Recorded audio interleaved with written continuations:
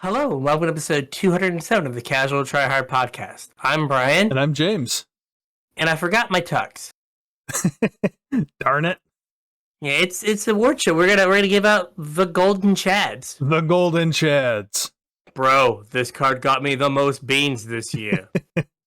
Yeah, what did we say in the pre-show? 200 million gold Chad gave away? 134 billion. 134 billion gold Chad gave away. I only got 400,000 of it. Yeah. So, he's mad. He's gonna give out the Golden Chads. Yep. Dude, the most broken card this year. He became a very bad New Yorker. Yeah. Dude. So we're gonna talk about our bro cards. Beans, bro, more beans. Bro Morrow, beans. Infinity, bro. Wow. Storm scale. So if you would like to reach out to us on why we got our awards wrong, it's your fault because you didn't reach out to us before to make nominations. Exactly. You can get all those links in the description below. Yeah. If you're looking to support the show, there's two different ways you can do it. The first is with our TCG player affiliate link. The link is tcg.casualtryhardmtg.com. We all know that you're buying stuff, buying singles, buying sealed product, buying sleeves, buying whatever. Use our affiliate link and you'll help support the show at the same time. Anything you purchase on TCG Player after following that link, we will get a cut of, and we would appreciate that. Also, if you want to support us directly, you can do so at patreon.com/casualtryhardmtg. If you like the content that we produce and you want to support it and help keep the show going, we would really appreciate it. Head on over to patreon.com/casualtryhardmtg. You can chip in a couple bucks, whatever you feel like is appropriate for the amount of pleasure you get out of listening to our show every week. And you get access to almost a whole nother show. I'm hesitant to call it a show because it's just us, kind of setting up for the week and making sure equipment works and kind of shooting the shit or whatever. But you get another hour of that. And you also get access to our show notes. So you know what the upcoming show is going to be about. And you get put on my mailing list for when I have givebacks, which I will probably do this weekend, hopefully. So they should be going in the mail soon. So if you want to get in on the sweet givebacks, head on over to patreon.com/casualtryhardmtg and chip in a couple bucks. There we go. Yeah. All right. So let's rock and roll with some awards here. The Golden Chads. The Golden Chads. It's just a guy who's holding 2 cans of beans on a little pedestal. That's right. You can put one up over your fireplace. It'll look great. Yep. Maybe a fistful of magic cards. Yeah. I mean, he's standing on the magic cards. Because that's like how he built his. That's how he's built his empire of beans. Pile of magic He's on the cards. back of a beloved children's card game. What if you kill the card game? Bro, I need beans now. Not future beans. Beans now. That's right. I'm not going to be alive forever. Yeah, exactly. Bro, what do you mean? The future. Bro, beans now. That's right. You make enough now, you don't have to worry about the future. Exactly. All right, so we asked you guys for what our best episode was. I think the people have spoken, but our nominees were the Back in My Day Cons of Tarkir. Yeah, we had 2 people chime in and say that was our best episode of the year. Yeah, so just Horror and Icewater suggested that. And then James wanted to shout out Murder Watsy Wrote. Yeah, I think that was my favorite episode this year. That was the one where I kind of went on a rant about how Wizards is purposely trying to kill Standard. It was kind of a conspiracy theory of mine. Yeah, and then Aaron Forsyth is like, well, why is Standard dying? And you're like, because you stabbed it in the back, in the hallway, with a knife. But the people have spoken. Back in My Day cons. Yeah, I mean, that was a good episode, too. I think I kind of like those Back in My Day episodes. They're fun to do. They're fun to remember. And I think it's just, like, we both have, like, that was my first setback Yeah. And that was like your third or fourth setback. Yeah. And it was like, it is an all-timer. People still talk about it as like one of the better draft formats. And it was really good. Standard was really good. Yeah. And so I think we look back on it like with nostalgia. Yeah, fondly. Yes, but it is fun to talk about. And I'm sure that came through. Yeah, I think so. Did you have a favorite episode this year? Nothing it was jumps hard. I to mean, mind. we did a lot of them, so 52 by my count. Yeah. And sometimes you have to leave before your episode starts because your child is refusing to go to bed, and you hear him screaming from downstairs through 2 closed doors. I don't hear any screaming, so no, we're good right now. We're good right now. When I went downstairs, he was hiding in the closet from my wife. Oh, wonderful! He got out of the closet and closed the door behind him. So, that's when you hand him a pillow and a blanket and you say goodnight. He's like, here, this is your house now. That's right. All right. We only got one thing for best tangent, but I kind of agree with it. It's when they murdered Card Conjurer. Yeah, I got kind of heated. And you were not having it. Yeah. I don't So we can put... I think that's kind of what makes a rant, is it's like, off the cuff and not planned or whatever. So it's also kind of hard for me to remember my rants. And I think I go on a lot more rants than you do, so... You just black out and rage talk, and then you come rage back. monster. What was that? What happened over the last 5 minutes? I don't know what's going on. Maybe the golden. Maybe I should just get you like a can of baked beans that I spray paint gold, and then you can put it behind you. Since this is your golden Chad, you have a golden can of beans. So here are things. Card of the year. Got a few more nominations. Suggestions. Yeah. And it's funny that card of the year and worst card out of the year had a lot of overlap. Yeah. Yeah. I mean, there's overlap in a lot of these categories, I think, and I understand why. We'll talk about why. Yeah. So I guess it's how you when you we just say card of the year, and it's how are you defining it, right? Right. Is it the card you had the most fun with? The design you thought was the most interesting? Is it the card that had the biggest impact? Mm-hmm. And so absent posterior, I'm sorry, buddy, went with Shivan Devastator, the red X dragon with flying and haste. Yeah. And because big red mana sink dragon does big damage. That is a card this person had fun with. Right. It is. Right? It would not be anywhere near my list for card of the year, though. I mean, I understand. If you're, that's your thing. Card. Yeah, absolutely. I won some cube draft games recently by being like, oh, if I play this for 5 mana, they just die. Yeah. Okay, cool. I'm gonna do that. Then Leaf Crowned Elder from Actually Just Horror. Yep. The reasoning was I play elves. They play a lot of elves, yep.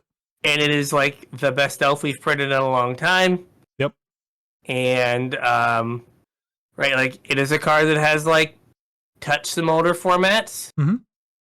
Yep. So I threw in a few. I threw in one also. Yeah. So he says. Yeah. As he glances at the bottom of the list.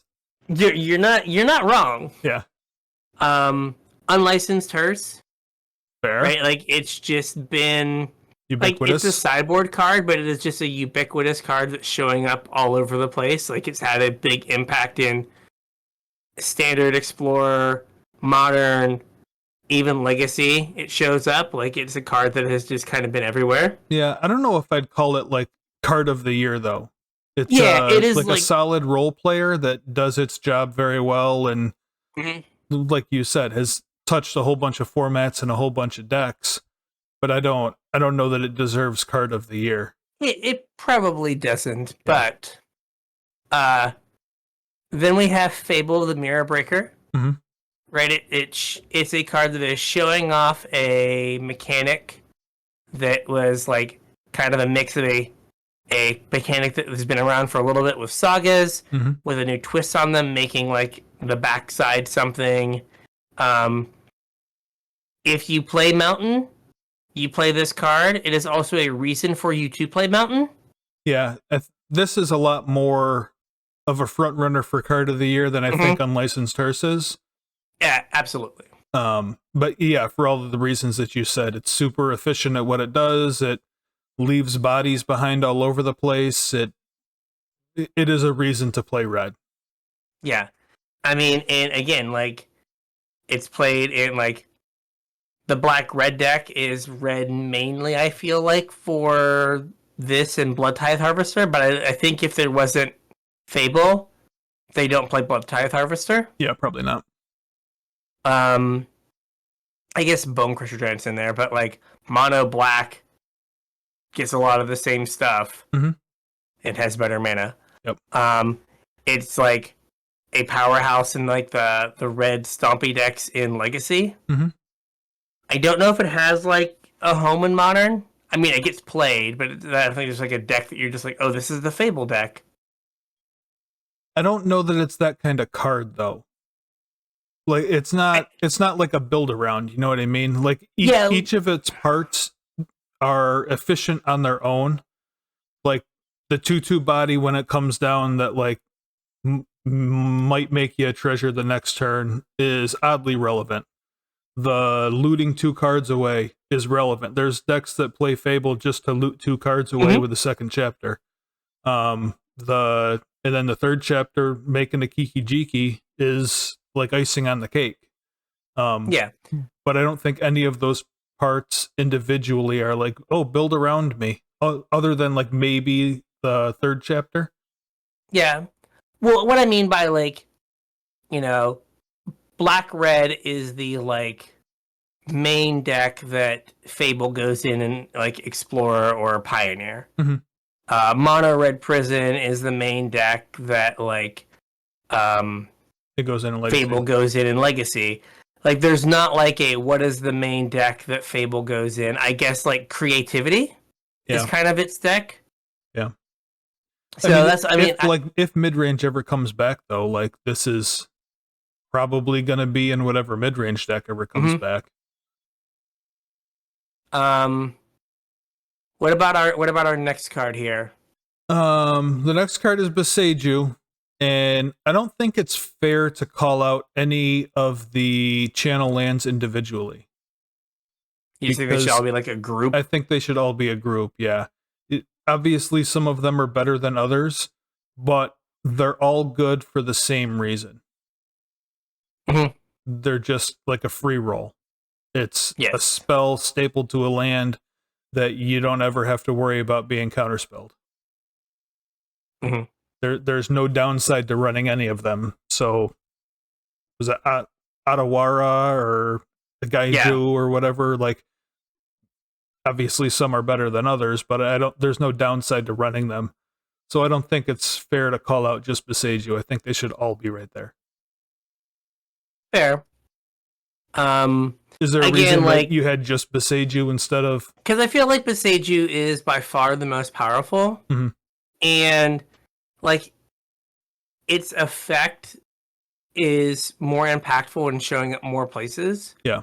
Right. Like it is just like, it's made Lotus Field like maybe one of the best decks, if not the best deck in Pioneer, because what hate are you supposed to play? Because they can just Sylvan Scrying for their Beseiju.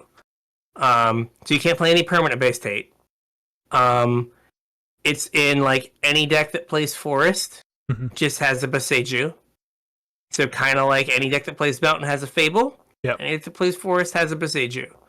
And again, like, you know, there are a bunch of like you said, like there's a bunch of Legacy decks that like, oh, I'm Elves, I guess I have like 2 Beseijus. I'm 8 Mulch, I have 3 Beseijus. Right, like you just have like that card that's like, you know, kind of, it's just an Assassin's Trophy. Basically. And it's like, oh, like I had to play 2 colors for that, and it could get countered. Mm-hmm. And now it's like, no, you just get to play 1 color for it, and you can fight it off an expedition map. Right.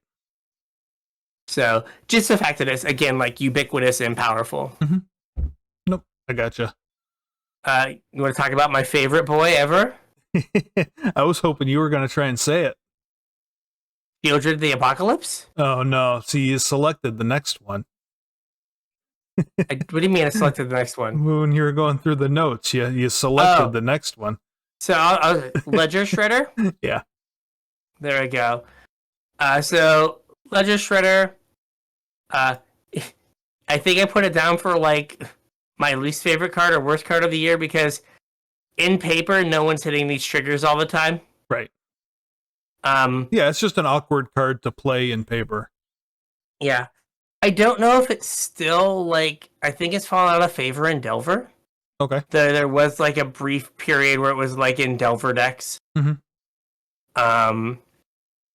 It's one, again, it's like it is a 2022 or 2019 forward Magic card where, like, if it resolves and you don't immediately kill it, you die. Yeah. Right? Like, oh, like, they play it on turn 2 and you, like, make the mistake of playing 2 spells on your next turn. Oh, they got card filtering and it got bigger. Right. Oh, then they played 2. Oh, now it's a 3/5 flyer that they spent 2 mana on. And you're like, oh. Yeah. No. Awkward. I guess I'm dead now. The reason I included it for card of the year, I mean, it's good. And I think you just made all the points for why it's good. But the reason I wanted to include it here is kind of something that we talk about when we do the like the set review episodes. Mm-hmm. And this effect on a card is always powerful, and it's something that blue doesn't always have a ton of access to, and that's putting cards in your yard. Mm-hmm.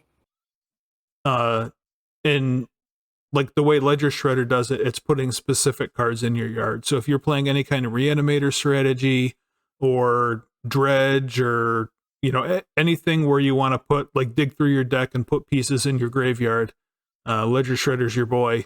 And it opens up blue to have access to that ability, where typically that's like a black-green ability.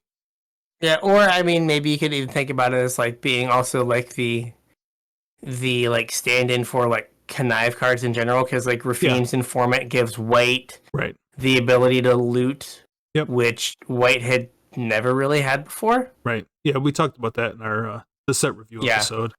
And I guess Ledger Shredder is a way to, like, illustrate the, like, oh, hey, it's like a cheap card that gives you card selection. Mm-hmm. Maybe we should repeatable card selection. Maybe we should pay attention to it more. Yep. And then we have Shieldred. Yeah. We I think we missed this one. I think everyone kind of did. Yeah. Like, it does die to removal, but it also, like, almost always gets you for 2 on the way out the door. Yeah, and, like, the removal is structured in such a way right now, at least, you know, in the newer formats, that it's not super easy to hit the Shieldred with the removal, like, immediately. Just the way the format's structured, the way the removal's structured. It's not very often that your opponent, like, jams a Shieldred and you're like, oh, kill it. Usually they get some value out of it. I often have like, I will hold Leyline Bindings for it. I'll be like, oh, they're gonna play a Shieldred here. I have to make sure I have a Leyline Binding to get it. Yeah. Arena now puts a stop on your upkeep if your opponent has a Shieldred. They do. Because that Shieldred got way more life than it should have. Yeah. Off of me from from Arena, like, from them, like, resolving it past the turn, and then I take 2, and I'm like, I had an answer. Right. But yeah, again, like, Pioneer card. I don't think that Modern is the format for it right now. No, but I wouldn't be surprised if it showed up in deck at some lists. point.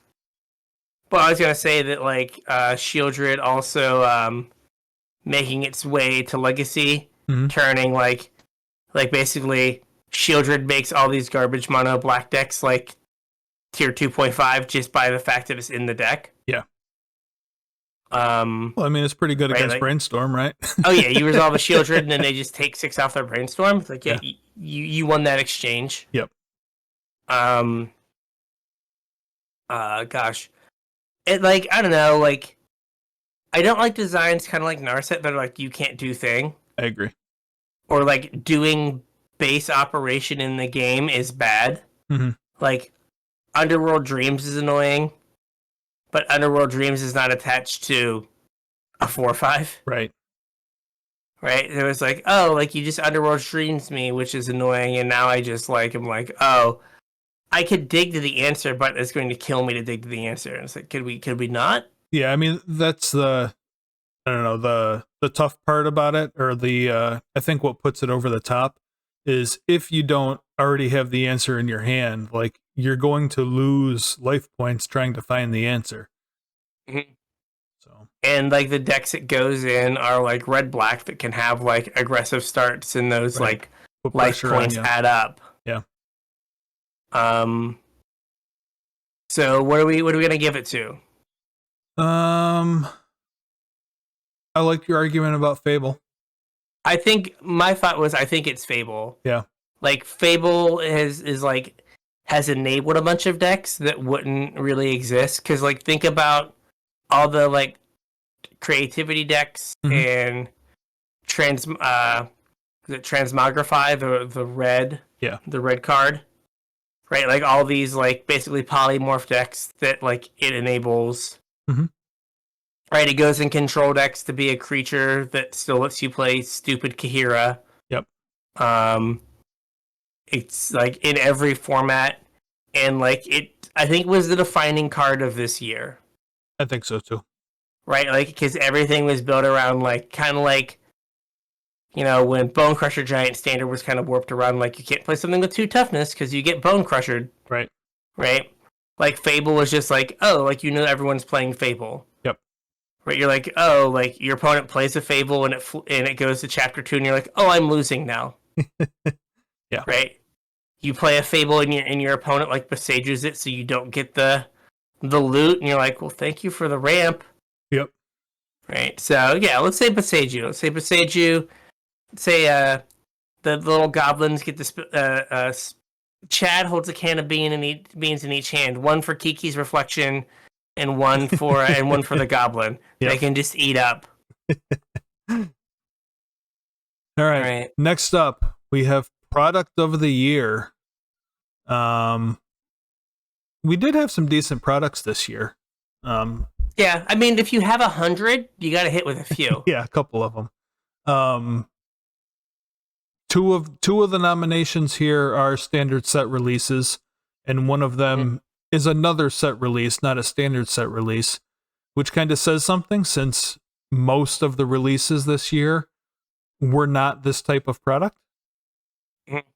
So, draw conclusions from that as you will. So we had 2 nominations for Kamigawa Neon Dynasty. The limited environment was good. Yep. Probably one of the best ones this year. The flavor was good. Mm-hmm. Mechanics were fun. The cards were playable. Again, it gave you Fable. It gave us Greasy Boy. Yep. Right, which was its own archetype unto itself. Yep. The Wandering Emperor. Mm-hmm. Right, all in all, it had a lot of cards that are seeing play a lot of places, and overall, just the whole package of the set was really good. Yep, I agree. We also have a nomination here for Dominaria United. Mm-hmm. The reasoning was versatile utility cards. Yeah, so I think that what is it? The bounce spell, Rona's whatever, Rona's Vortex. Yeah. Right. You have Terra Sunder. Mm-hmm. Where you have a bunch of cards that are just generally good. You also get Squee. Yeah. And Shieldred. Mm-hmm. And the domain stuff was good and fun. It was good. I like the domain stuff. Shadow Prophecy is a modern playable card. Yep. There's just a bunch of uncommons that were bangers. Mhm. And commons that were just like good. Leyline Binding, which is saving legacy according to Wizards of the Coast. Right. So there's just a lot of good, useful pieces. The flavor kind of missed me. Like it was just kind of like generic, like Dominaria stuff. Yeah, and that was kind of something that Kamigawa had in spades. Like Kamigawa was all flavor; it was dripping out of every card. Yeah, and DMU was just kind of like generic-ish Magic set that had like Domain is a good mechanic. Yeah, Kicker, which we have every set. Right, and just with a different name, Secret Kicker. Secret Kicker. Yeah. And then Icewater suggested Jumpstart 2022. And I will be 100% honest, I know zero about this product. I know that they reprinted Karn in the Tron lands. Okay. That's all I know about this product. Yeah.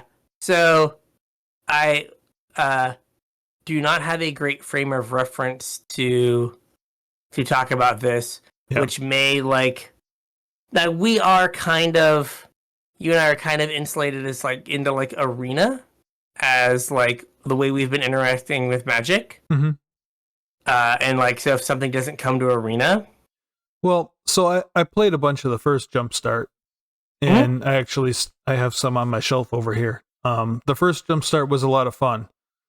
I haven't heard a ton of bad things about this Jumpstart, so I'm assuming it's equally as fun, which is a pretty good thing. Yeah. I know, but it's one of those, it is a product that has the problem of it is primarily like a face-to-face LGS kind of product. Yep. And I don't know how much face-to-face LGS is going on. Correct. Like in the wider community. Yeah. So I feel pretty comfortable giving it to Kamigawa. Yeah, I do too. I think I think like if you look back at this year and you're like, oh, like here were the sets and the products, like what was the thing you remember? It's got to be Kamigawa in like 3 years. Yep. Right. You're like, oh yeah, that set was really cool. Blah blah blah blah. Fable the Mirror Breaker. Yada yada yada. Mm-hmm. Right. All right. We have some nominees, and then we have like I think maybe a clear winner. I don't know. For most broken card of the year. Okay. Absent Posterior suggested Jin Cataxius, Process Tyrant. So just the like counter the first like I mean it's backbreaking. Yeah, non-creature, planeswalker spell your opponent casts and double the first one you cast. Mm-hmm. If it gets on the battlefield, it is backbreaking, but it wasn't something that like saw a ton of play. Well, I mean it's hard to get on the battlefield. It's when it's cost 7 mana. 7 mana. So you've you got to be doing something. I don't know. I don't want to say doing something wrong, but your plans something have not, unfair. Yeah, your plans have not come to fruition if your opponent has 7 mana and resolves the Jin Gitaxis. So I was definitely reanimating this guy. Yeah, and then reanimating 2 friends at one point. Yeah, that was good. I enjoyed that. But yeah, it is like unanswerable and oppressive. Like, do you have 2 removal spells for me? Mm-hmm. Oh, you don't? Oh, well, sorry. I have White Plume Adventurer. Just as like a general placeholder for the initiative mechanic? Yeah, it might just be all initiative. This is the best one. This is the 2-and-a white, like, I think it's a 3/3 that, like, attacks and explores and gets protection from creatures. And gives you the initiative. Maybe it's not fair to kind of lump them all together, but like all the common initiative cards got banned in Pauper. Right. Like a week and a half, 2 weeks after they came out on Magic Online, they were just can't do this anymore. Yeah, and initiative is currently taking over Legacy, so yeah, like to the point where like people are like playing the bad blue ones because they're like, I think I saw 2 decks in a row from Thraben U and then like the Epic Storm, where they're like playing like some like combo-y nonsense where they're just like, let me staple some blue and white or just blue initiative creatures onto this. Yeah. Yeah. So like just like White Plume Adventurer being the best of the initiative creatures, and initiative being by far the most broken mechanic of the year. Yeah. Then we have what I'm assuming is your nomination. It was. Yeah. Fable of the Mirror Breaker was you and Icewater both recommended this one for all of the same reasons that it was above, right? Yeah. Fable is just like unavoidable as a card like this. And I had a nomination. All of the channel lands for all of the same reasons as above. Yeah. I think they're broken in different ways. Like the channel lands I think are broken because they're just like a free roll. They have no cost. Right. You're getting something no for downside. Free. Right. You're getting the option. You're getting the flexibility for free. Right. Your forest also kills a thing. Your mountain also makes a guy. Your swamp also raises something from the dead. Yeah. It is. So we talked about this last year, maybe earlier this year, where PK was saying that prismatic ending should maybe be banned, but it's not the kind of card that gets banned. Right. Right. Like, how bad can a removal spell be? It's like, well, it's a removal spell that kills everything in the format. Right. Right. And the channel lands are innocuous. Mm-hmm. You don't think of them as being broken because none of the effects are broken. Right.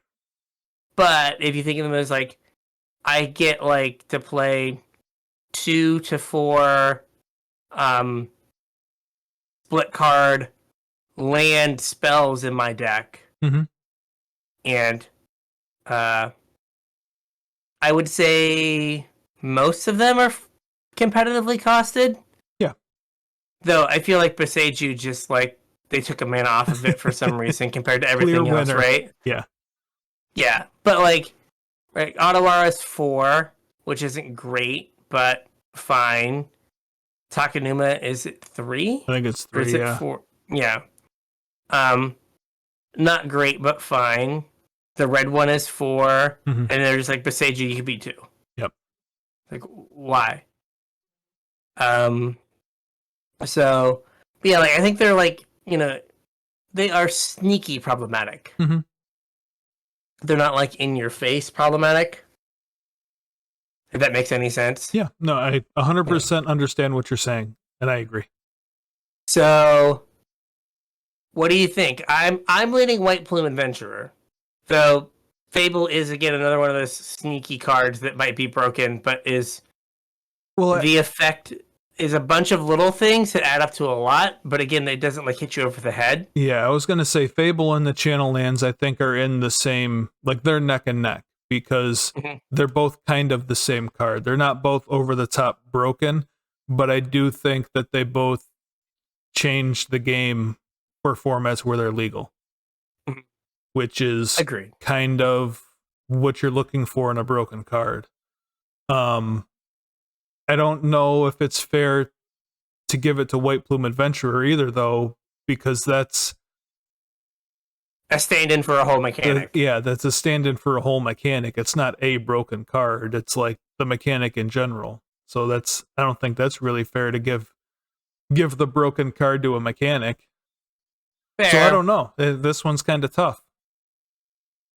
It might be Fable, like, just because of, like, how dominant it has been in Standard, and in Pioneer, and in Modern. Like, it is, like, it's kind of like Smuggler's Copter. Yeah. Right? Where any deck, since every deck could play Smuggler's Copter, every deck did. Right.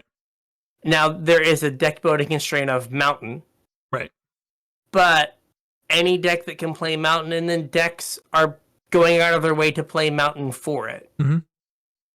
And that is usually the sign of like a busted card.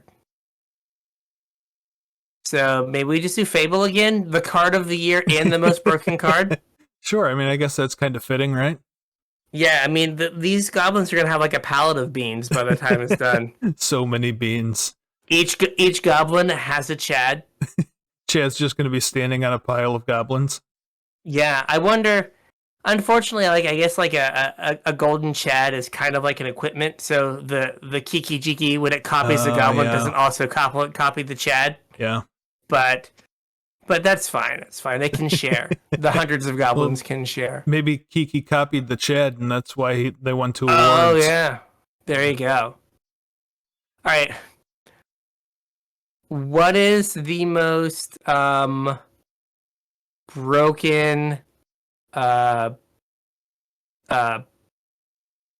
product of the year? I don't know. This is tough, right? I don't think we had when I think of broken products, I think of like Modern Horizons or Throne of Eldraine. And I don't think we had anything on the level of Throne of Eldraine or Modern Horizons this year. No, there isn't something that you're gonna like look back and go like, all the mechanics in this set were dumb. Yeah, like, you know, they forgot to play test like 7 of these cards. Yeah, like again, like the rare adventure creatures. Oh gosh, Oko. Fires of Invention. Yeah.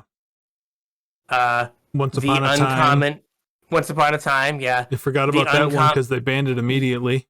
Yeah, the uncommons that powered adventure. Right.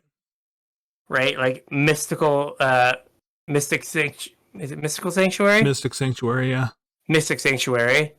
Yeah, like that set just had like a million cards that were like, did anyone play these before they went out the door? So we don't have something like that. But I will say someone took this in a very interesting direction. So first we'll talk about like some actual products here. So Commander's Legends, Baldur's Gate. Yep. This kind of falls into maybe just actual sort of thinking about like this was not a Commander's Legends product. It was like the most, if you take broken as like non-functional for what it was supposed to do. Yes, if it was supposed to add yeah. And if you think about like the initiative, that is, I mean, that's not really fair to call it a broken product for a broken mechanic, but I mean, you could call like Throne, like if there was just adventure, I think you could call adventure, that set would still be broken. Well, you don't call Kaladesh broken because of energy. Like Kaladesh wasn't a broken set. Energy was nuts. But Kaladesh wasn't a broken set. I think the difference is that like Kaladesh existed in standard and energy didn't go anywhere else. Right? Like you get stomped in modern. You get your thing bounced with Brazen Borrower and Legacy. Yeah. Your Delver twice in one video you're the Thraben U guy and you get your Merit Lage bounced by a Brazen Borrower from your Delver player game 1. Yeah. Well, they only have one. They usually don't have a 1 of Brazen Borrower. Like as long as they don't have two matches later, I'm not going to say anything this time. Come on, you got to be kidding me. So like maybe not, but like the only thing you're going to remember about Commander's Legends Baldur's Gate is we learned that if there's a mechanic Minsk and Boo is also in this set. Oh, that's true. Minsk and Boo, also dumb, is if there's a mechanic that people are talking about that isn't on Magic Online yet, buy those cards. Yeah. Before they spike when the Legacy people get a hold of them.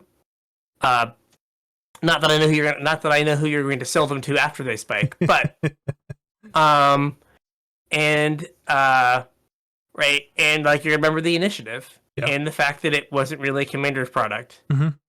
And then Absent Posterior was like, you know, it was really broken.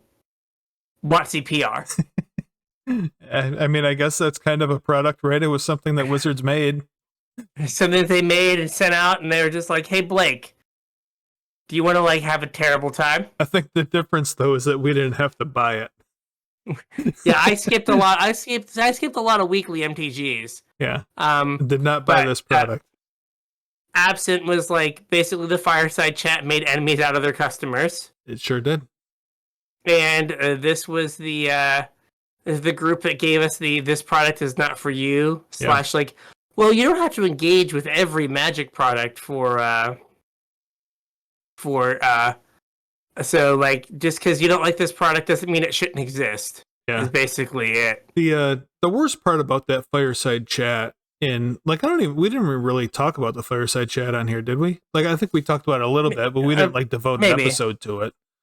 But I think the worst part about the fireside chat was it was kind of billed as, oh yeah, we're going to listen to what you guys have to say. Mm-hmm. And what we got was just an investor meeting. I don't think anybody was expecting that to be an investor meeting. Yeah, basically it was a like some of the responses I heard were like, I think we mentioned like when people were talking about overprinting, and they were just like, oh, there's no indications that we've printed too many products. Yeah. And it's like, no, that's not what we mean by overprinting. Try again. Right. And it was just like people being like obtuse and businessy. Yeah. In an environment where it did not serve them to be obtuse and businessy. Correct. But if you have fought and clawed your way to the top of a major corporation like Hasbro, you know no other way to be but obtuse and businessy. Just ask Chad. Yeah. It's like, Chris, I'm your 8-year-old kid. Can I go to the bathroom? Well, you know, there are some pros and cons of using the lavatory system here at the Casa de Cook. Let's go over some of those now, shall we? Like, yeah! Yeah. Yeah, so when it was basically like, bro, we made enough beans. We want to make more beans. Yeah. Bro, everything we did, awesome. It's like, oh, we have some concerns. Bro, beans. Beans? Beans? Yeah, exactly. Bro, you nerds are going to keep buying everything I make. Shut up. I'm just going to make more stuff. You're just going to keep buying it. Yeah, exactly. Yeah. Unless I charge $1,000 a pack, you are going to buy all of this stuff. Hey, they tried. Yeah, so shut up. Stop complaining. I'm going to make more stuff. Yeah. Ooh, here's Secret Lair Transformers. Ooh. Yeah. Right in the nostalgia. Yeah. I do like the argument that one, Commander's Legends Baldur's Gate was an actual product that was produced in hopes of it selling. And two, like, the combination of here's Minsk and Boo, here's a mechanic that has, like, rotated 2 formats to the point where they had to ban it out of one entirely. Yeah. And it wasn't a Commander Legends product. Right. Right. If this was just like, you know, Magic the Gathering, Dungeons and Dragons, like Baldur's Gate set. Yeah. I don't think people would have been nearly as mad at it. Mm. But then they were promised, like, you know, they thought they were going to get Dockside Extortionist and stuff. And then it was like, oh, no.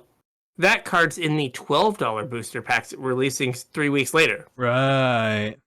And it's like, but I wanted it in the Commander Legends product that was supposed to be like the one I got 2 years ago. No. Yeah. Those Commander cards are this Double Masters product. Go buy that. Right. So what do you think you want to give this one to? I think Commander Legends. Okay. It does have the distinction of being a product. It does. It is the only product that was nominated. It is the only product that was nominated. And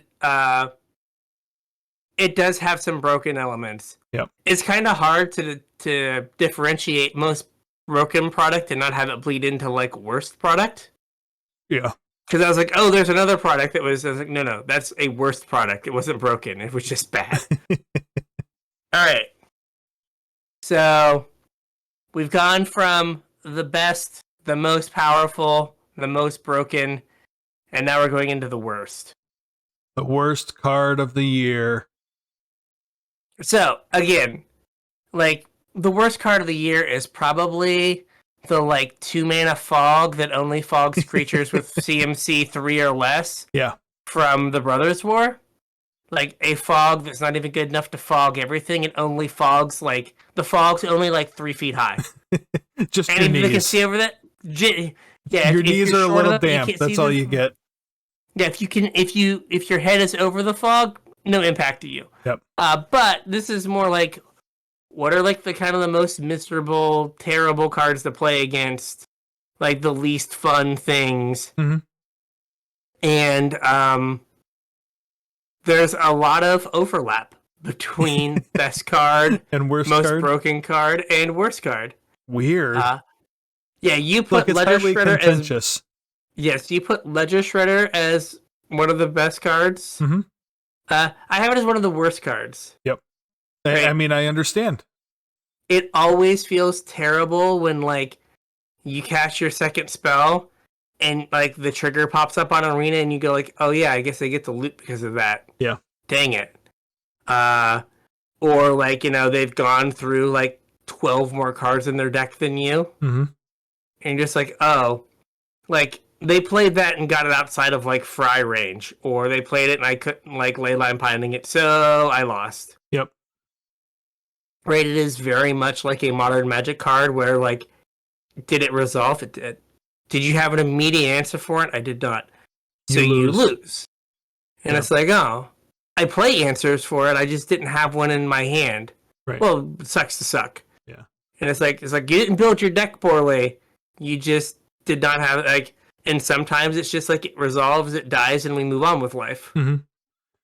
Yeah, but even when that happens, like the person isn't punished for it. Yeah, like they just played a 2-mana creature and it died. Like that happens all the time. They traded 1 for 1, and in all reality, you probably paid more mana to deal with it than they paid to resolve it. If it would have been like a 1/2, yeah, like then it could be like what is it called? Play with fire could get it. Yeah. Stomp could get it in older formats. But having 3 toughness just puts it in this weird spot where it like really like narrows the removal that can deal with it. Mm-hmm. And just like yeah, I mean you have strangle, but that's assuming that your opponent doesn't have a follow-up spell. Yeah, where they don't immediately go like on turn 3 this and then consider. Yeah. And then you're just like, oh, okay, I guess. And even when they do that, even if they discard a land, it's like, oh, their hand's better than it was. Oh. I should have included Consider in this list. No, Consider was from last year. Oh, that's right. Yeah, that's right. It came out in the fall. It came out in 21. Yep. Yeah, it was another like one of the worst products. I was like, oh yeah, like that was a product from this year. That feels like a million years ago. Yeah, but it's just one of those things, and like it feels like just a really bad design for paper because, like I said, like yeah, like I feel like it's a trigger that's going to be missed a lot. Mm-hmm. Easily missable. Especially, missable. And it's not intuitive. Like it's a trigger that's easy to miss, and it's not an intuitive trigger. Right. Like I think that if I were playing it, I would hit the triggers that from when I was casting spells, because I'd be like, oh, okay, I gotta cast 2 spells to trigger my Ledger Shredder, and then my opponent, like on their turn, is like opt a removal spell, and I'm just like, it goes in the trash can, and like I don't even think about like, oh yeah, I was supposed to get a trigger off of that removal spell. Yeah. Oops. Yep. I'll grab this next one because I think it goes in with my nomination here. The next nomination is Shieldred. And the reason that I wanted to talk about it real quick is because, like it says here, it's a card that just kind of punishes you for playing the game. But there's a lot of stuff in mono black that I think fits this bill. Like they've been kind of moving white into kind of a new direction as far as color pie goes. And I don't know if they're specifically moving black in the direction the color pie goes, because it's not really breaking color pie. But it seems like all of the powerful cards black has been getting lately are just super backbreaking and punishing. Like Invoke Despair, Shieldred, Lily, like they're all cards that are just completely backbreaking. Graveyard Trespasser. Graveyard, like, oh, yeah, would you like that's a to great remove one. me? I'm a hard 2-for-1 if you remove me with targeted removal. Exactly. Like Misery Shadow. Yep. Doesn't seem, but like, it's just like, oh, they played this on 2, and I can't kill it with damage-based removal. Mm-hmm. And if I don't have a blocker, maybe I just take 5 on turn 3. Yep. And then turn 4, they play a Shieldred, and I'm like, oh, which one do I kill? I don't know which one to kill. I guess I'm dead now. No correct answer there. Yeah. Because like I've had red-black like play Misery Shadow game 2, and I'm just like, huh. Well, that's a problem. Yeah. Yeah, but like, and we're getting Phyrexian Obliterator. Mm-hmm.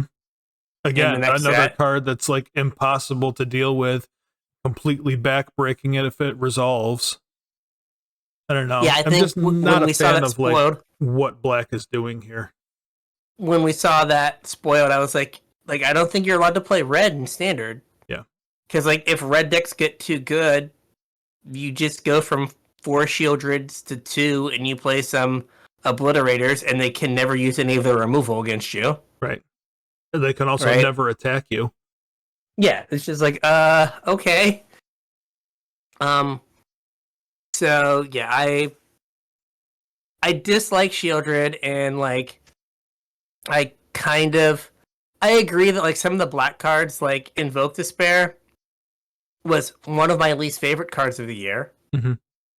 It just felt like, why is black like doming me and drawing cards? Like, why do they have just like a hard 3-for-1 in their deck? Yeah. Like, this makes no sense. So yeah, but Shieldred and just general mono black crap. Not being fun. And then Galagreeters from Icewater. Did Icewater give us an explanation, or just general like, I hate Galagreeters? I think it was just general I hate Galagreeters, and I don't Fair. get the hate. I think it's a fine card.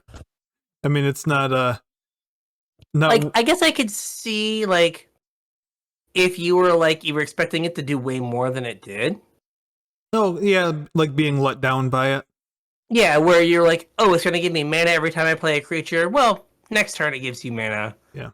And, right, okay, like, it does a bunch of little stuff, but none of it adds up to enough in Modern Magic. Right. Right? Like, the fact that you have to, like, wait, like, you get the mana on the installment plan. Yeah. You're like, well, that's not fun. It only gains you life once a turn. It only gets a counter once a turn. Yeah, like you can't just like pick the one you want to do, which is I guess mana every time. Yeah. So, like I really hate Ledger Shredder and Shieldred. It's like too hard to. Yeah, and it's not fair to give a whole category the worst card of the year. So. Yeah, I think it's one of those two. I really. In my mind, Galagreeters has done nothing wrong. It's just chilling there, like being sad that it's not better. I agree. I don't think it's Galagreeters. Oh, I guess we're gonna do one more. Like this is a sneaky one. Oh gosh, what is it called? The Angel, the 2/1 Angel. Giada. No. 2 and a white, 2/1 flying, ETB draw card, gain a life. Oh yeah. Something Overseer. Yeah, I don't remember. Yeah. Like that card ruined an entire limited environment. Mm-hmm. Right? You would like jump ship on your like draft 4 picks in if you got past the Overseer. It's not Angelic Overseer, is it? No, I don't think so. Inspiring Overseer? Maybe Inspiring Overseer. Right, but like that like card ruined it. Boom. Inspiring Overseer, correct. Like, that card ruined an entire limited environment. Not that limited environment needed much to be ruined more than it was. Yeah. But, like, that card was just, like, the worst in terms of, like, what it did to that format. Yeah. But the card that, like, Ledger Shredder and Children, I'm going to be hating for much longer because I'm going to be playing against them for much longer. Yeah. We've probably only just begun to hate Shieldred, and it still has time to make us really despise it, so let's give it to Shieldred. Yeah, I mean, Shieldred also is... People were using it as a win con in Vintage Cube. Yeah. Where you play it and then you wheel your opponent. Yep. Yeah. So yeah, Shieldred. I hate that card. Yep. Worst product... Oh, sorry, he had more to say. I was just going to say, like, it's just like the design is so unfun. Like, what is it? It's kind of like Narset. Like, if we did this when Narset came out, like, Narset would have won that because, like, what do you want to do in a game of Magic? Oh, I want to draw some cards. You know. Right. No, you can't. Being punished for playing the game. Yeah, it's like, oh, yeah. Yep. All right. I added some... So, I think we're going to divide this into two categories. We can mass produce these golden Chad statues, so it's fine. So, worst product of the year. There were a few nominations. Absent, Posterior, Icewater, yourself, and me. It wasn't on there. All voted Magic 30. Yes. So I think we should do a worst product Magic 30 and a worst product that was not Magic 30. It's so bad it gets its own category. Yeah, I mean, like, this might just become the Magic 30 award. Yeah. Oh, right? Like, yeah. Right, like, because there is not going to... I can't imagine a product worse than this. Yeah. That will spawn as many, like, do not buy this videos, this product's awful videos,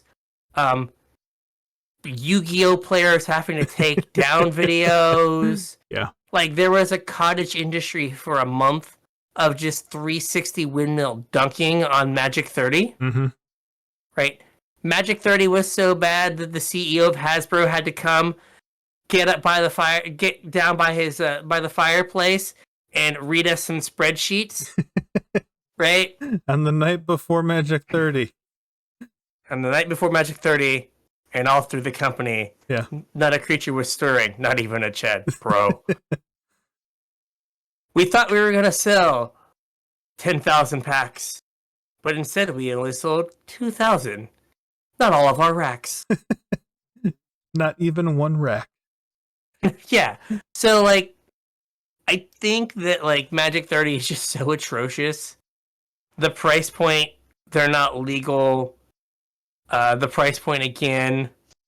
Well, I mean, it was the damage it did to the game. It's not just that it was a bad product, but it, like, I think in every aspect damaged the game. Yeah. Like, just this product existing made Magic a worse game. In terms of, like, everything. What cards are legal? Like, do I feel exploited by the company? Mm-hmm. Like, we know deep down somewhere that when we stop at a McDonald's and we spend $8 on, like, a quarter pounder meal, it's bad for that you. They spent $3 to make it. Yeah. They're paying the person that's giving it to you not enough money. People are being exploited. Yeah. But it's not like when you order it, Ronald, like, pops up on the little menu screen and gives you the bird. Right? Right. They don't just put it, like, right in your face, like, we're exploiting you, you idiot. Yeah. And this product, and we all know that, like, I was listening to Arena Deck List, and Jerry was like, it's like, I think I saw somewhere that, like, the cost to make a pack is, like, 39 cents.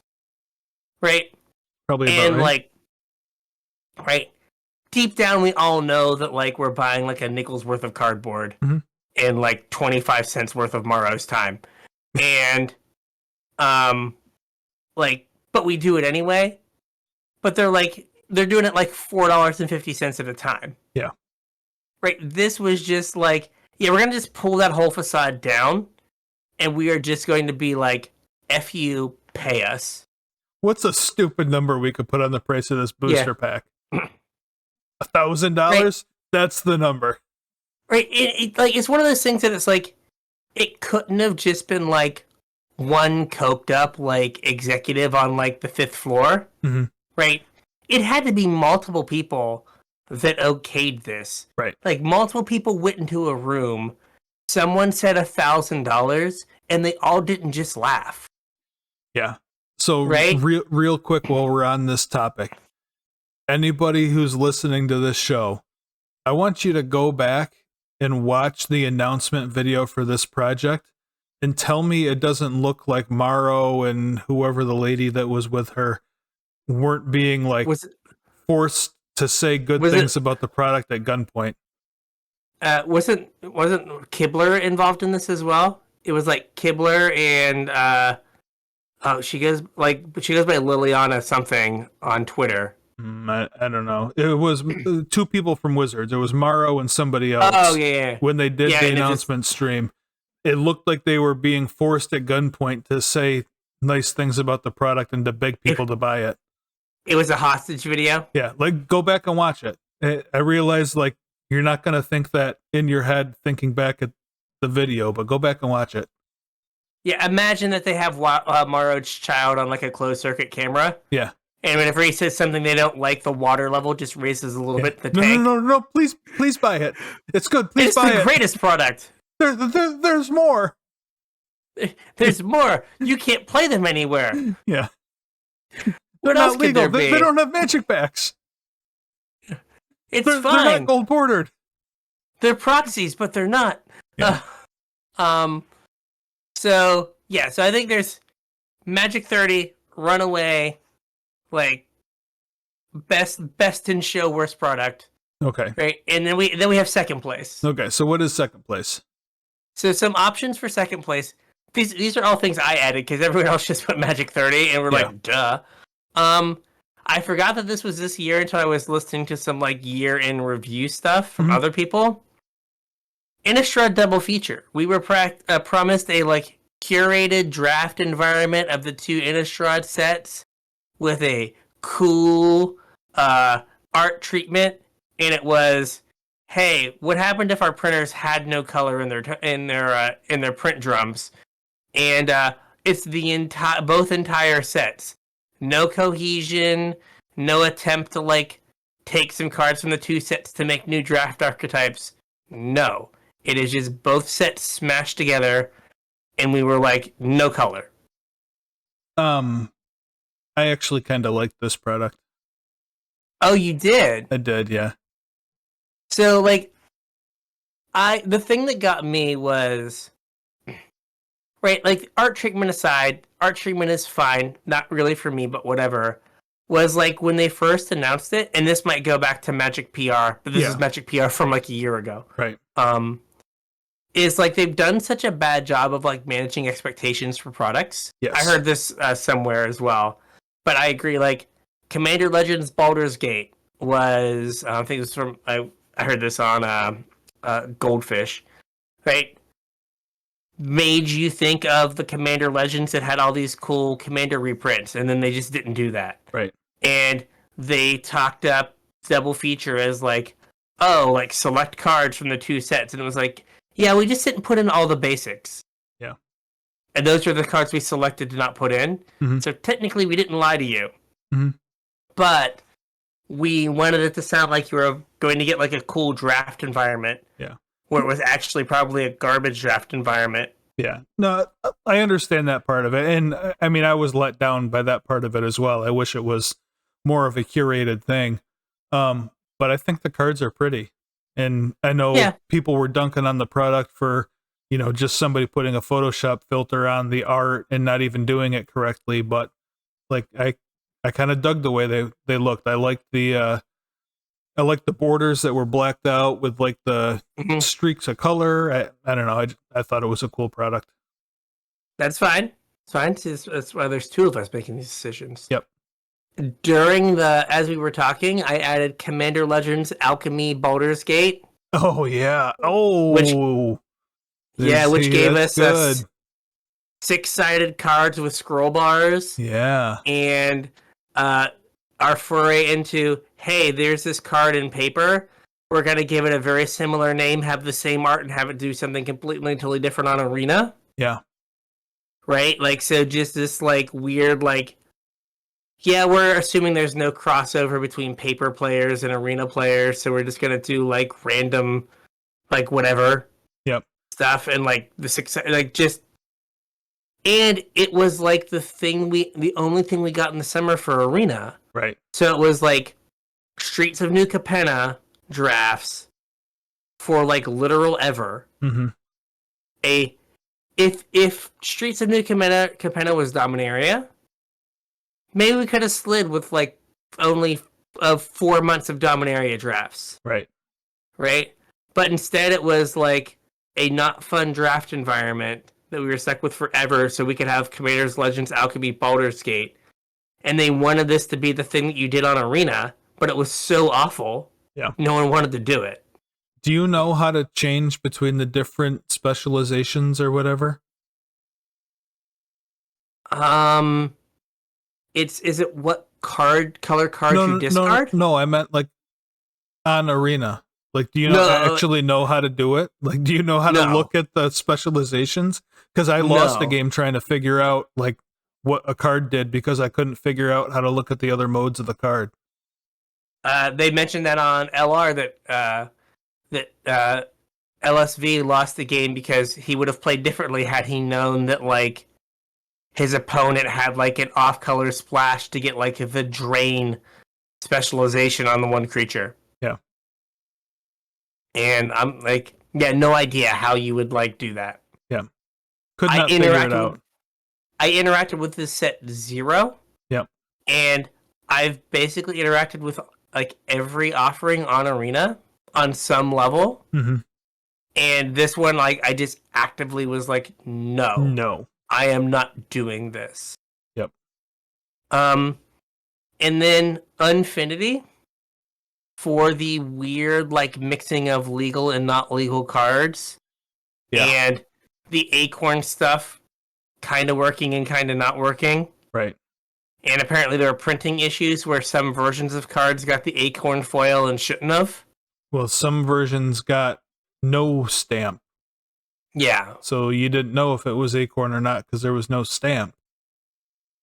And like, you know, the fact that like Comet, the space dog or whatever, is like seeing some play in Legacy. Mm-hmm. And like, I don't know, it just was a product that, again, Mara reading a hostage video of like, and for people that like are, you know, are just worried about draft, like these cards will be legal in Eternal formats. Stop. Yeah. Just stop. Please stop. Right, like is basically we need to figure out a way to shove them into Commander. Mm-hmm. And if we break Legacy, no one cares anyway. Yeah. If we break Commander, no one cares. There was a post on Reddit. I forget if it was today or over the weekend or when it was.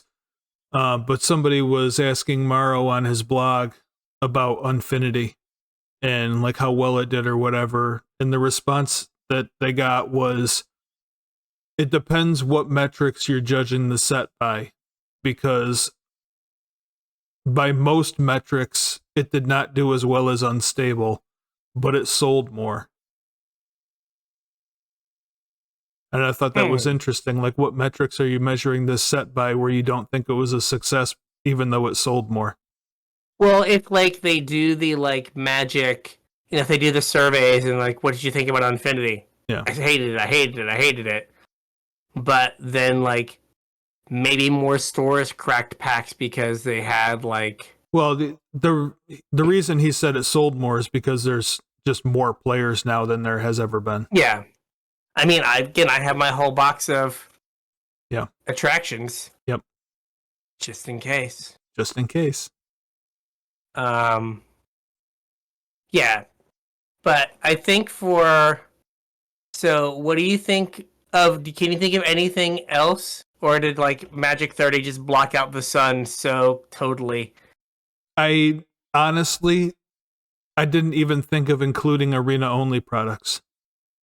Oh, I probably would have wrote down Commander Legends Alchemy Baldur's Gate.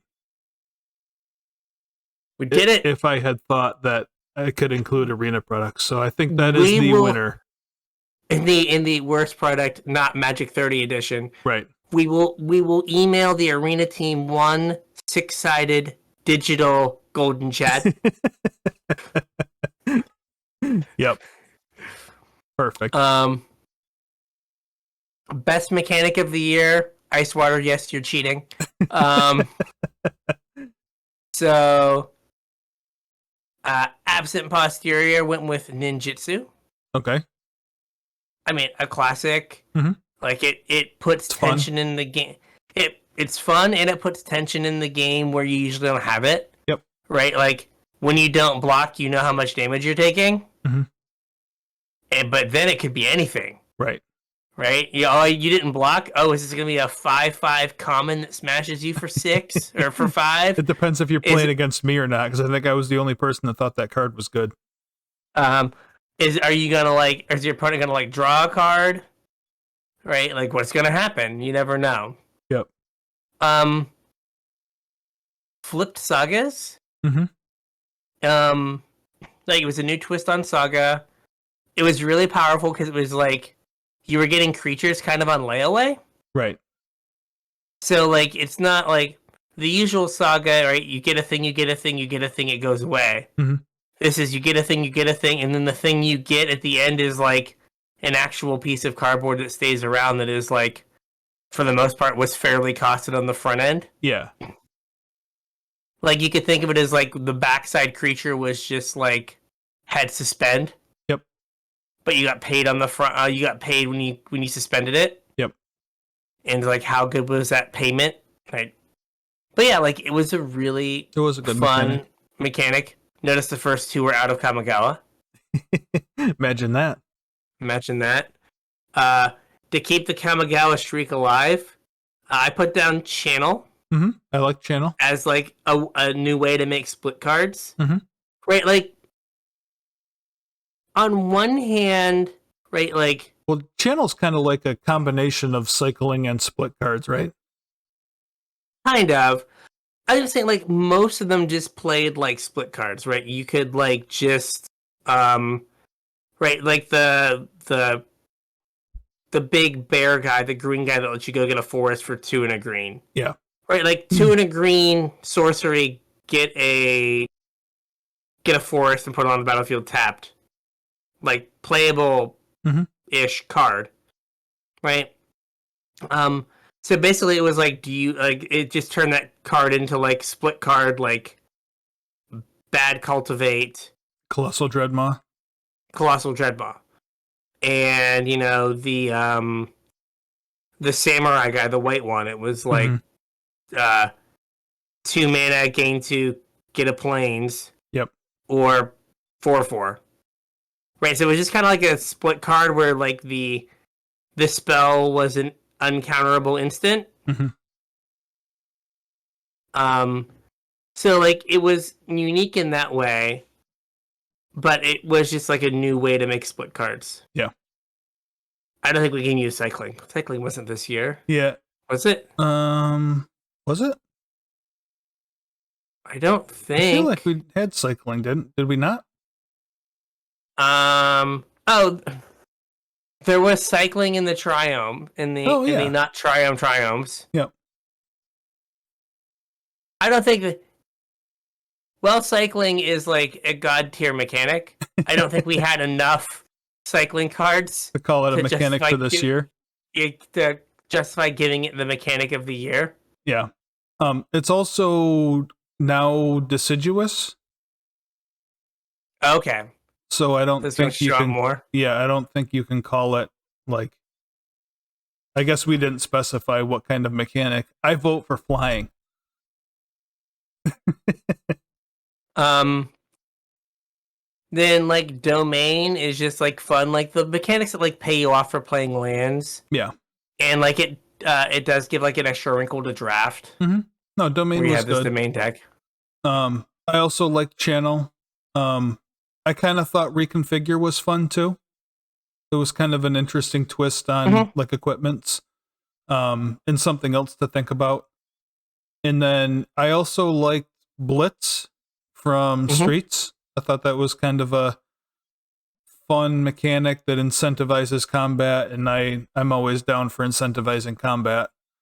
And then from Brothers War, I liked Unearth and Prototype.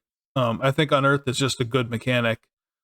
Yeah. Letting you get value out of your graveyard. And I thought Prototype was a cool twist on. Yeah, like again, another way to do a split card, but yeah, well, we're in like Ikoria, they were like, we're gonna let you cycle away your giant thing. This, they were like, we'll let you play your giant thing as a little thing. Right. So you could actually like use this card, you're not stuck with like a bunch of 9-drops in your hand. Yep. What I like about Prototype is like, I don't know, it just feels weird in paper. It has tracking issues for sure. Yeah. Yep. It's like, oh yeah, kind of the same thing you don't like about Ledger Shredder. Yes. Yes, I understand that we apparently no longer play paper Magic, but imagining in a world where we did, I don't like it. I don't like these. I think Blitz is fine. Like, Blitz does have the like problem of like, well, Ace is really only Tenacious Underdog, whereas like you're playing like a card, like the same card over and over again. Yeah, repetitive. Yeah, and it's like, oh, that kind of sucks. Yeah. But like, it's only that one card that has that repetitive gameplay, because none of the rest of them you get to Blitz from your graveyard. Right. So which one do you want to give as the best mechanic? Not cycling, because I think that's cheating. Yes. Sorry, Ice Water. Flip Sagas, maybe? Yeah, like, they were probably the most powerful and like the most unique. Yeah, that's what I was going to say, is that they're so different than, and I guess even they are a play on something that already exists, but it seems like everything else on the list is just a play on something that already exists. Yeah. So, we'll say Flip Sagas. Yeah, Flip Sagas it is. All right. Now we move on to the worst mechanic. This is interesting. So we have Initiative. Yes. Which I think we have already talked up and down about Initiative. Yes. And we have Enlist, which I guess it didn't really do anything. Yeah, it just did nothing. Even like in Limited, it did nothing. Yeah, it was just like blah. Like there were a few times where you're just like, oh, I know, I don't have good blocks, but for the most part, it was like, yuck. Yeah, this isn't doing anything, and it was like super inelegant. Where it's like, enlist a creature that could have attacked this turn but didn't. Yeah, and it's like, oh, it had awkward templating. It was it's just blah. Yeah, not great. And then we have a mechanic that was so bad it returned from 2020 to come back on the 2022 list. Companion Ice Water. Yeah. Come on. Ice Water like looked at Ikoria, was like, they cycle and they have companions. That's where I'm getting my stuff from. I hate them. I love cycling, hate companions. And then Coven wasn't this year. Well, yeah, I guess you're right. It was in double feature. It wasn't double feature. Yeah, kinda. I guess, yeah, that doesn't count. And like, shield counters were kind of weird. Yeah. Like strangely powerful. Like not great in limit, like not fun in limited. Well, so they're like, strangely powerful, but also like not particularly playable. Yes. And, right, like I don't think that's a good place for a mechanic to be. Yeah. Yeah, like they didn't see any constructed play. Yeah. But like in limited, they were just like overbearing. And yeah, it was just a mechanic. I think it has to be initiative, but like enlist and shield counters were also pretty bad. Yep. Yeah, but like we can go with initiative here. None of those got like banned out of Pauper. Right. And if you want, Ice Water, maybe in future years we can name this the Companion Award. The Companion Oh Award. man, Wizards! I just realized Wizards like went through and made that whole like app for Magic, and they called it the Companion app. And it's just like a Loris and a Urion looking at you, just like, yeah, here I am. You can never get away from me.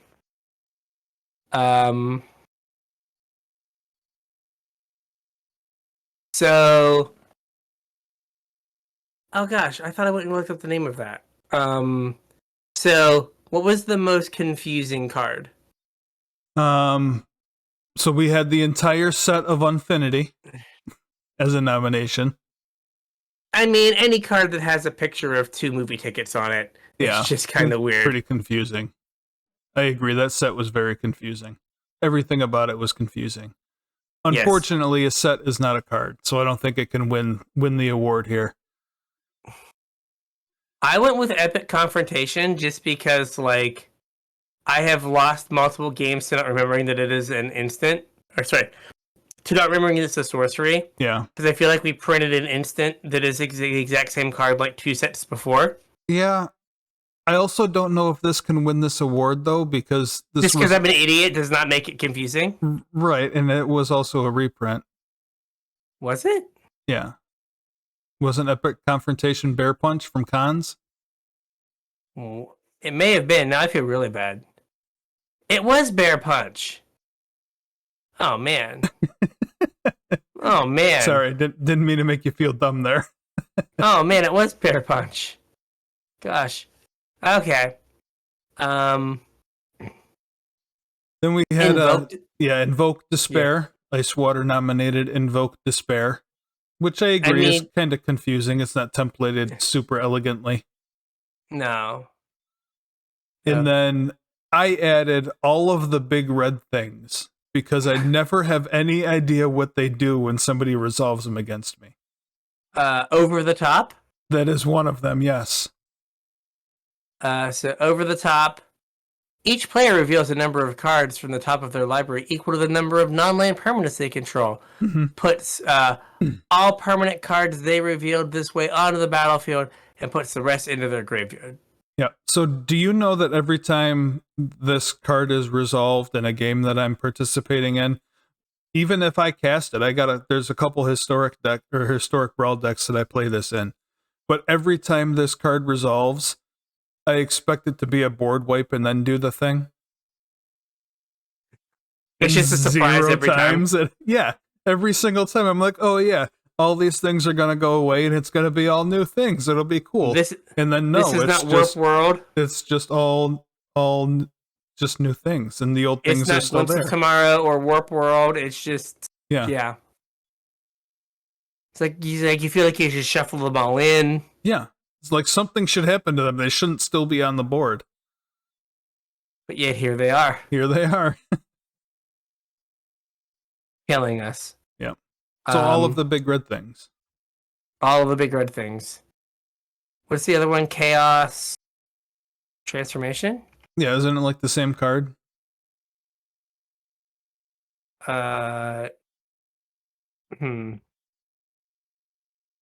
I think it's very similar. We got... I don't know what the name of the card is, because I did not find it. But yeah, like with like Karn and friends being sucked into something for like 6 mana. Yeah. I don't think I can have a Scryfall search of like Karn and friends on the art. No, I mean you can probably look up like 6 CMC or greater red standard. Yeah, there you go. And you'll get like 3 cards. One of them's Over the Top. 6, we're gonna say greater than or equal to 6. Search for these options. Chaotic Transformation. There you go. Yeah. Like, why would you have both of those cards in standard at the same time when they do very similar things? Yeah. Arcane Bombardment. Oh, yeah. That's not this year, though, right? It's Oh Streets yeah, of New yeah, yeah, Capenna. yeah. That's right. Yeah. Um, I could see it going to Over the Top, since it does something different than every card like this. Yeah. Over the top. Over Confusing. the Top, we got there. Yeah. From most confusing to wordiest, um, just actual Thor. I don't know if this is the card that they meant, Okay. because It's not it very wordy. was. Well, no. It was. Where's it at? I don't know. That big red 6-mana unplayable sorcery power crept from 10 mana a few years ago, Oh. and I thought that was chaotic transformation. Okay. So that was my guess. It was chaotic transformation. I'm not 100% sure that is what they meant, but that's what I think it is. And since I have it up, chaotic transformation, 5 and a red. Exile up to 1 target artifact, up to 1 target creature, up to 1 target enchantment, up to 1 target planeswalker, and or up to 1 target land. For each permanent exiled this way, its controller reveals cards on top of their library until they reveal a card that shares a card type and puts that card onto the battlefield, then shuffles. That's a lot of words. That is a lot of words. Yep. Its type is significantly smaller than Arcane Bombardment. Okay. And then over the top, I do believe that Chaotic Transformation, its text is smaller than Over the Top's text. Chaotic transformation wins then, unless you got one that's wordier. I'm trying to think of like some of the double face cards, but that's kind of cheating. Oh yeah, that's kind of cheating. Yeah. But yeah, I actually tried to Google wordiest Magic card of 2022, but I couldn't like get a good response. Were the old border planeswalkers this year? I think they did a set of those where they had like the old templating. Because they are very wordy. They are. I don't think secret layers count though. Okay. Chaotic transformation it is then. There we go. We did it. Yep. You can turn your golden shad into something worse. All right. Maybe it's just another golden shad. Yeah, maybe. Which is one less can of beans. That's right. Best limited format. Absent said DMU. Mm-hmm. And we had a couple votes for Kamigawa. Mm-hmm. Actually, just Horse said Double Masters, which I didn't get to draft, and he said he would have drafted more, except for it was insanely it cost too many expensive. dollar dues. Yeah. It's like, I totally understand dollar dues. Yep. And then Bro Sealed. I don't think I played any Bro Sealed. Yeah, I haven't Bro Sealed at all, Icewater. Like, I have no frame of reference. Yeah. I am sorry. And then Kamigawa again. My vote was like DMU, but I know that a lot of people loved Kamigawa draft. I like Kamigawa better than DMU. Fair. So we could go DMU. Sorry, we could go Kamigawa. Well, I mean that splits reasonable. it though. That's 2 votes each. That's 2 votes DMU and 2 votes Kamigawa. Well, let's say like I will go Kamigawa. Oh, okay. Like I'm willing to make that move. We can go Kamigawa. Okay. Kamigawa it is then. The consensus from the Magic people I have seen is that Kamigawa was first, then DMU. Yeah. Then Bro, and then Streets of New Capenna. I mean, that's pretty good, though, to have 2 limited environments that good in a year. Yeah. That typically doesn't happen. So, best build around in draft. I drafted a lot, and there's just nothing that, like, comes to mind. Right? Yeah. There's nothing that I was like, oh, I was so excited to open fill in the blank card. Like Inspiring Overseer. I don't know. I guess I don't know what the card was that I was like, super excited. We had 2 people pick rares. Which is So weird because I don't really consider rares a draft build around. Yeah. So Icewater went with Shieldred, Mm-hmm. which, like, yeah, you just, like, keep them alive. Yep. And good things happen. And then Academy Lore Master is interesting from just actually horror. So that is the blue 2/3 that Howling Mines, but if you draw an extra card, all your spells cost 2 more. Mm-hmm. So, like, if you get one of those, you just you just take a bunch of instants. Yeah. And so you can draw extra cards and not pay the tax. Yeah. So that's like an interesting thing. I'm trying to think about like what about decks... the wall that made birds in DMU? Oh yeah. Wingmate Chaplain. Yeah. Yeah, like that is probably the absolute best build around in the whole form and in the whole year. Mm-hmm. Like that card was just absurd. Yep. So yeah, maybe Wingmantle Chaplain is maybe the best build around for the year. Yeah, I don't think like I really played enough limited to have like a favorite build around. But I know that I built around that a couple times. So yeah. So let's Wingmantle Chaplain. I think that is like a card that you would get relatively frequently. Yep. And you would like you could build around, and the fact that you had the wall that went and got other walls. Yeah, that helped a lot. Right. So like 1 or 2 of those could be like 4 or 5 of them. Yep. So enjoy your Golden Chad Wingmantle Chaplain. Yeah. Make a bird out of it. Yeah, turn into a bird. I don't think the Golden Chad can attack. He can only like trip people in the dark. So real Red Bull at Morrow. Exactly. It's dehydrated Red Bull that he makes Morrow snort. Right, yeah. Just Red Bull concentrate. Whoa! Oh, whoa! How about please buy Magic 30? Please buy Magic 30. Please buy Magic 30. They have my children. Please buy Magic 30, man. Come on, man. Oh, man. Yeah, please buy our next set, Unsmurfity. It's an unset with the Smurfs. Unsmurfing. There we go. Unsmurfing. Very unsmurfing of you. Yeah. There you go. And somehow Brainy Smurf is like not Acorn and the most powerful card ever. Oh! Okay, hear me out. What if for unsmurfing, it was a mono blue set? Only blue cards. Only blue cards?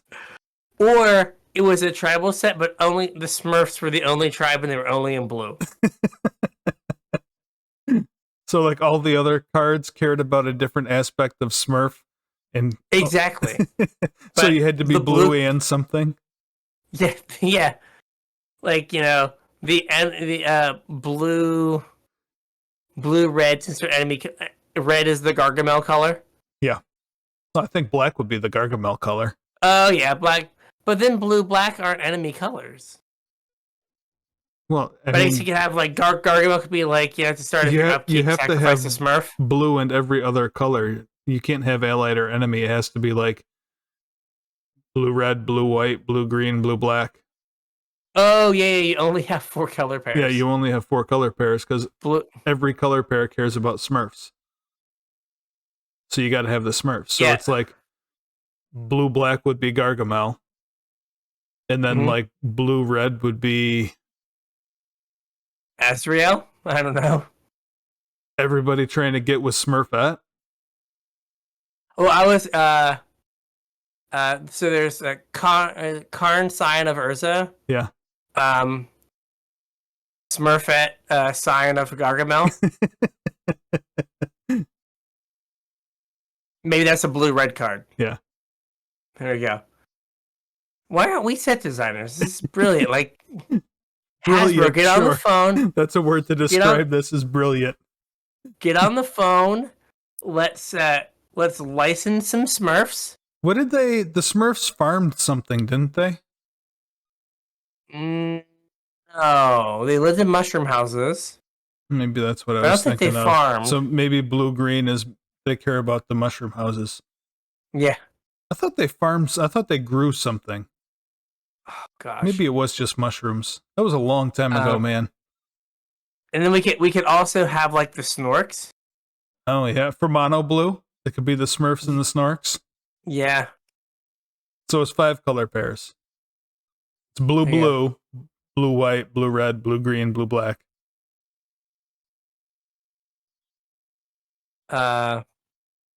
There was a farmer Smurf,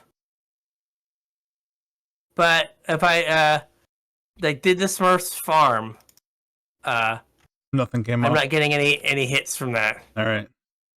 Maybe I was just thinking of the mushrooms then. Yeah. Although wait, there are other crop. They had flower boxes, magic shrubs, and palm tree crops. But I remember that being a big part of the show. Or is this like a video game? Oh, this is like the Stardew Valley of Smurfs. Never mind. Oh, yeah, no. Boo. There we go. So call us. We have a great unset for you. Or at least the start of one. Yeah, I mean... And instead of acorns, they're mushrooms. Mushroom houses. Mushroom houses? Or no, they're Smurf hats. Oh, sure. Well, that's very close to a mushroom, though. Fair. Yeah. Very true. Very true. All right, we have awarded our Golden Chads of the year. Bro, I got so many beans this year. The most beans we've ever got, bro. That's right. Almost 1 billion of them. Yeah. But then we gave away 1 billion gold. That's not cool. Not cool. That's not cool. That's not how you make money, giving away gold. That's right. So, with all of this smurfing good fun, I think we have a show. We have a show. So if you would like to reach out to us on social media, let us know what some of your favorite things were. Give us ideas of things to talk about. We are coming out of the no magic news time. Mm-hmm. But if you have some things you want to talk about, like these are good times to get those kind of things in. Yeah. All those links are in the description. Yep.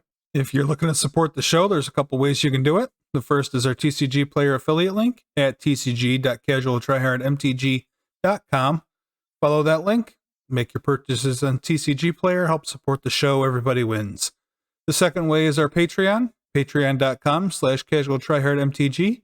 Patrons get access to our show notes. They get access to our pre-show. And you get put on my mailing list for when I have swag. So head on over there and chip a couple bucks in. We'd really appreciate it. All right. So with that, we'll catch you on the internets. We'll catch you on the internets.